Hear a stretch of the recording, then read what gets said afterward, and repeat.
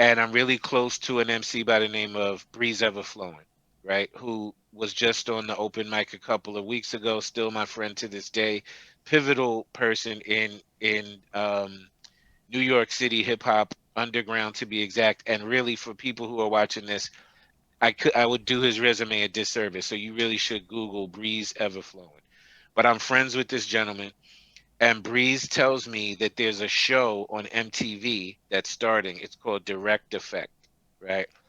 And on this Direct Effect show, they're trying to mix this in where there's going to be videos, there are going to be live interviews with rappers and R&B people, but they're also going to do these rap battles on the show, right? The rap battles in New York had become really popular at the time. There were the Breeze battles, a bunch of other battles. And I had battled before too, right? I'd been in the battle circuit like a little bit, but it really wasn't my cup of tea. But now Breeze says, I want you to come on MTV and do this shit. I want you to audition for this MTV show. So now I'm down. This is a true story. We go meet outside like 3 blocks from the MTV offices. Like if the interview's at 3, Breeze has asked us all to meet at 2. So I start pulling up. I see MCs I know like Pac FM. I forget other people that were there. Subconscious was there. A lot of MCs that I know were there, and Breeze brings us all together. It looked like a scene out of the movie The Warriors, and he's basically like, "Listen, I brought y'all together to audition for this MTV shit. They trust my voice, so y'all the ones I brought. I think you could do a great job. Like, do your best. I don't have any more details besides that, but I want y'all to try out for this show." So we all, like 18 of us, like go walk towards the MTV offices, and we see there's already starting to be a line. So we get online, and then other people pull up who we don't know, and now there's like a lot of people to audition for this show. I'm maybe like 22nd person or something in line. Yo, Breeze comes back to get me and walks me to the front of the line and walks me directly up to the front dude and was like, "Yo, this guy gotta go in." Like literally brings me to the front of the line. This is a true story. That's amazing. I go inside, and Breeze is like, they test us. They ask us to freestyle about something in the room or whatever. Clearly I body it, right? I'm like, I'm doing my regular thing, but like I'm already sharp from doing a few weeks at EO Dub. So I'm like this, rhyming. I leave there even feeling like if they don't pick me, like the earth is not real. Like I just bodied that shit. You know what I'm saying? I tell Breeze I leave. They pick me. I go to the show, son, and I win 5 weeks in a row, right? I battled Penn, a bunch of different people on there. And frankly, my if you go back and look at the show, you'll see this is that very much in the spirit of EO Dub. In the battles, I don't really shit on anybody. I'm even to Flacco's point, I'm even being a fucking responsible mom in the year 2000 on Direct Effect. I win by doing like crowd shit. You know what I'm saying? So I win the shows by being like, "Yo, in the front row, what you doing?" You know, like I was killing shit like that. Anyway, I win 5 weeks in a row. I met Ghostface. I got the Ghostface, the Wu Tang signed Wallabies. Working on that show was interesting because I was around a lot of top tier rappers and I got to build with them. I forget who else we might have met. None was with me every time. Um, Funkmaster Flex. oh God. Oh shit. I know it wasn't the greatest, but we met him there. I think Music Soul Child was one of the judges one time, if I'm not mistaken. There's somebody that sings though that we really liked. But Zoo used to always freestyle about the judges that were there too. And the best one is the Ghostface one. Ghostface one. Yep. Because we literally bumped into him in the In bathroom. the bathroom. That's a factual story. Before the show started, we went to the bathroom and Ghostface is in the bathroom, kid. For me, meeting Ghostface is like meeting Michael Jackson, my G. So I had to keep my shit like I genuinely was like, "Yo, chill, Zoo. Don't like bug out, cause this nigga's in the bathroom and like don't act like a weirdo." But I'm like a Ghostface stan. You know what I'm saying? So I see Ghost in the bathroom, and I say something about whatever new album he had out right now, and he was like, "Oh, word, you heard that?" And it was some shit like super crack level, high level Ghostface crack shit that like probably people ain't heard. And he definitely was like, "Oh, you heard that guy? Like, peace, big me up, boom, whatever."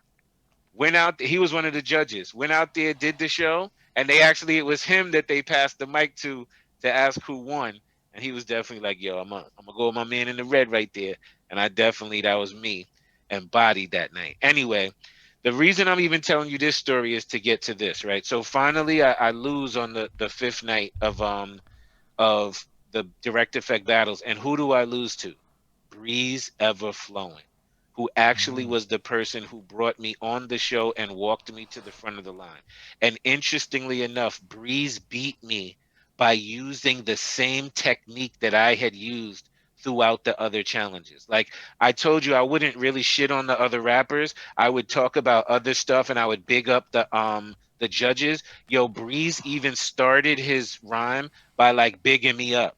He was on something like, yo, gotta respect Zoo because he won so many weeks. But he's like, now I'm gonna do such and such, and like body shit.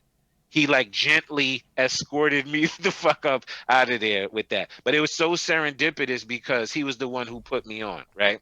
As we walk out of this place, the woman comes rushing up to us from the production desk. And she's like, oh my God, Def Jam office is just called. Leor Cohen's office just called. Leor wants to see you right now. Leor wants to see you.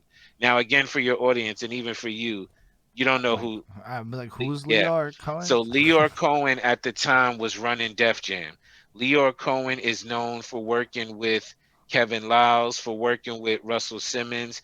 He really did. If you follow his story, he really did do his work, right? He he was a road manager for like the Beastie Boys. Like he was been Okay. around. He's been around since that long. But he's also been known to be like the culture vulture, right? He's an Israeli dude who really has made all his money off of black culture, hence Def Jam. Then he moved on to like Arista, and now I think he's like one of the YouTube owners or some shit. Like he's a ballerific dude, but his name is damn, I'm forgetting his name that quick. Le- Who? Leor Cohen? Leor Leor, Cohen. sorry, it's Leor. I'm thinking about everybody who Leor worked with, and I'm not thinking about him. So me and Nunn leave the MTV studios that night to go have a meeting with Leor Cohen, right? We get out of the MTV studios, yo. I call my wife. I call my wife, like, yo, Def Jam just called us. Like, it's a wrap. We on. Like, Def Jam, I'm going to Def Jam, like, right now. I'm walking to Def Jam. I remember I called my producer, Doug. I called Doug, like, yo, D, it's a wrap. Like we going to Def Jam. Like they just called us. We it's a wrap. We walk upstairs in Def Jam. We walk. I remember seeing the LL Cool J, the Method Man plaques. You know what I'm saying? I'm like in awe. And I go and meet Leo Cohen, and we sit down. We're talking. He's trying to gas me up early. He's like, I don't know how I don't know about you already. Like you're the shit. I hear you're the shit. Like you're killing it on MTV. This like I'm ashamed that I don't even know about you already. I'm mad at my people that I don't know about you. Like you're the shit. Gassing me early. But we played him some music. And I always think back to this moment because I wonder what would happen if we had not played him music. But we played him our music. And what does me and Nun's music sound like? We're like Jungle Brothers, De La Soul, like Dead Prez. You know what I'm saying? Our music is like culture vibes, and there's a positive conscious element to it. And I remember he played a couple of records and he stopped it, and he was not at all in love with the conscious hip hop, right? And Mm. I'll never forget one of the quotes he said to me. He said, or to us, Nana's right there with me. He said, we don't sell music. He said, this is Def Jam. We don't sell music. We sell beer to college kids. And I remember thinking, like, wow, I mean, years later, you think about it, their music, it was DMX and Redman and Method Man, and it was this aggressive, like, party music. You know what I'm saying? That's what they were about at the time. Even back to Beastie Boys or Run DMC, it's like that kind of frat party, like, music almost. And he was not at Wow. all in love with the culture vibes. So we left with some kind of like, all right, see you when I see you. You know what I mean? And he was not in love with the solid ground movement at that time. Yo, that's a huge knowledge nugget that you just shared. Like just the idea of how companies see things. Like what you just said with the we sell beer to college students. Yo, look, I work in corporate America, man. That is how companies feel about peoples and shit, right?